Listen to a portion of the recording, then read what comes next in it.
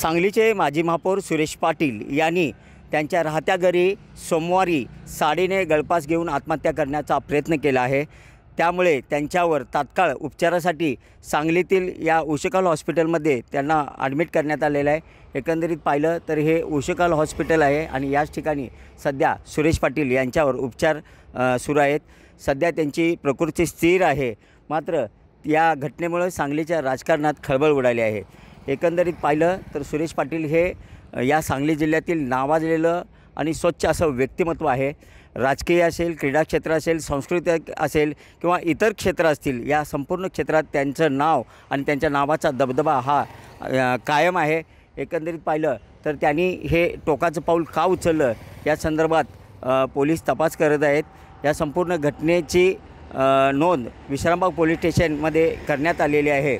मात्र या घटनेमुळे सांगलीच्या राजकारणात खळबळ उडाली आहे। सुरेश पाटील यांनी टोकाचं पाऊल का उचललं याचं कारण अद्याप अस्पष्ट आहे आणि पोलीस याचा तपास करत आहेत। कॅमेरामन सुजितसोबत मी शंकर देवकुळे, TV9 मराठी, सांगली।